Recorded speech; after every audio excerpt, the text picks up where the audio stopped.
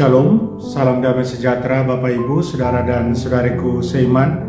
Senang berjumpa kembali dengan Anda dalam permenungan harian Sabda Tuhan, Embun Sabda, hari Sabtu 11 Juni 2022, hari peringatan wajib Santo Barnabas Rasul. Semoga Anda sehat, tetap semangat, tetap tersenyum, dan tetap berpengharapan pada Tuhan kita Yesus Kristus. Anda selalu dalam lindungan kasih Tuhan. Buat saudara dan saudariku yang sakit, dalam nama Tuhan Yesus, Anda sembuh. Saudara dan saudariku, saya ajak Anda hari ini merenungkan, pergilah, beritakanlah kerajaan Allah. Beritakanlah Injil. Saudara dan saudariku, mari sebelum kita dengarkan dan renungkan firman Tuhan, kita tandai diri kita dengan tanda keselamatan dalam nama Bapa dan Putra dan Roh Kudus. Amin. Injil suci menurut Matius bab 10 ayat 7 sampai 13. Sekali peristiwa Yesus berkata kepada murid-muridnya, "Pergilah dan beritakanlah kerajaan surga sudah dekat. Sembuhkanlah orang-orang sakit, bangkitkanlah orang mati, tahirkanlah orang kusta, usirlah setan-setan. Kamu telah menerima dengan cuma-cuma, karena itu berilah dengan cuma-cuma pula. Janganlah kamu membawa emas atau perak, atau tembaga dalam ikat pinggangmu.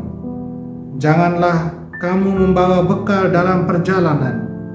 Janganlah kamu membawa baju dua helai, kasut atau tongkat, sebab seorang pekerja patut mendapat upahnya. Apabila kamu masuk kota atau desa, carilah di situ seorang yang layak, dan tinggallah padanya sampai kamu berangkat. Apabila kamu masuk rumah orang, berilah salam kepada mereka. Jika mereka layak menerimanya, salammu itu turun ke atasnya. Jika tidak, salammu itu kembali kepadamu." Demikianlah sabda Tuhan. Terpujilah Kristus. Saudara dan saudariku yang terkasih dalam Kristus, di hari peringatan wajib Santo Barnabas Rasul, kita diajak oleh firman Tuhan hari ini untuk merenungkan kembali panggilan kita sebagai pengikut Yesus, sebagai murid-murid Tuhan, yaitu pergi dan memberitakan kerajaan surga. Saudara dan saudariku, dalam bacaan pertama, Rasul Barnabas digambarkan di sana sebagai orang baik, yang penuh dengan Roh Kudus dan penuh iman. Dan bersama Rasul Paulus, mereka memberitakan penuh sukacita tentang Yesus, tentang kerajaan Allah, tentang kerajaan surga, dan banyak orang menjadi percaya. Rasul Barnabas sungguh memahami bagaimana hidup sebagai murid atau pengikut Yesus. Sebagai pengikut Yesus, paling pertama yang harus terjadi sebelum pergi memberitakan Injil adalah bahwa diri sendiri harus terlebih dahulu terbuka pada tuntunan Roh Kudus, beriman akan Injil itu, kemudian hidup baik karena Injil itu, dan bersukacita dalam hidup karena Injil itu, karena kabar baik itu, karena Yesus. Dan dengan itu, maka pemberitaan Injil kemudian akan menjadi satu anugerah khusus, akan menjadi satu panggilan, bukannya beban, dan akan menjadi berkat, baik bagi diri sendiri dan terlebih bagi orang lain. Saudara dan saudariku yang terkasih dalam Kristus, dalam Injil Yesus menambahkan poin-poin yang harus ada dalam diri seorang pembawa berita Injil, pembawa kabar baik. Yesus berbicara soal 3 hal penting.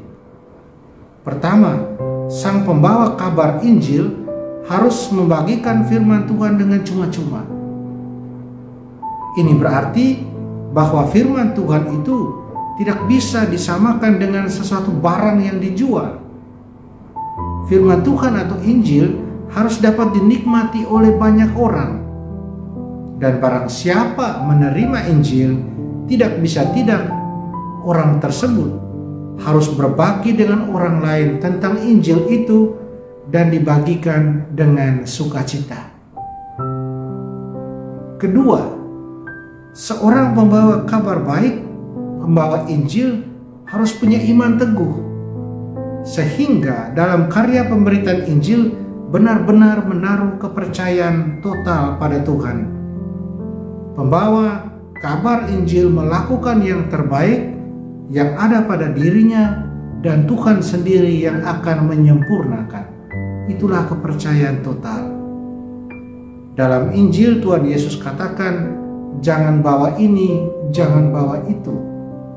Itu mau menunjukkan bagaimana murid-murid Tuhan harus percaya total bahwa Tuhan menyediakan.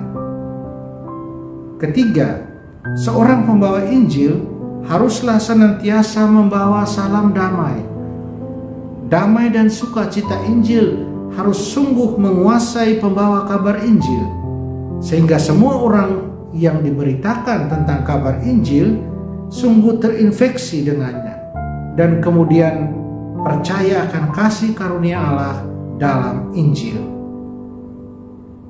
Saudara dan saudariku terkasih, tidak mudah menjadi pewarta kabar Injil, pewarta kabar baik seperti yang diharapkan oleh Tuhan, atau menjadi seperti para rasul pada gereja perdana seperti Santo Barnabas misalnya.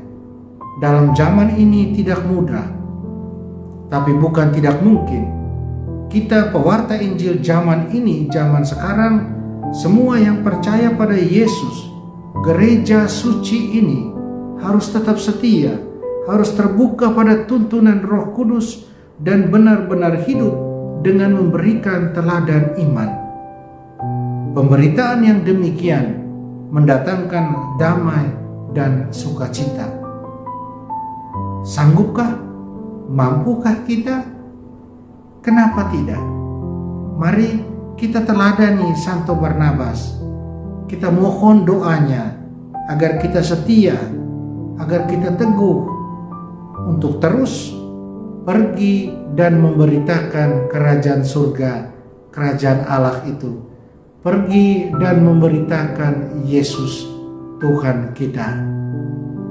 Amin. Mari kita mohon kekuatan dari Tuhan, kita berdoa.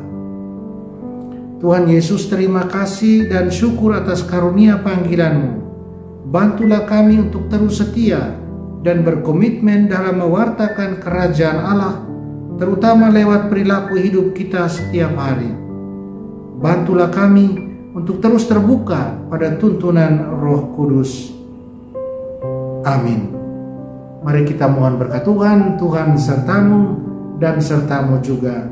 Kita sekalian, semua orang yang kita sayangi dan kasih, usaha karya dan rencana kita dilindungi, dibimbing dan diberkati Allah yang Maha Kuasa, Bapa, Putra, dan Roh Kudus.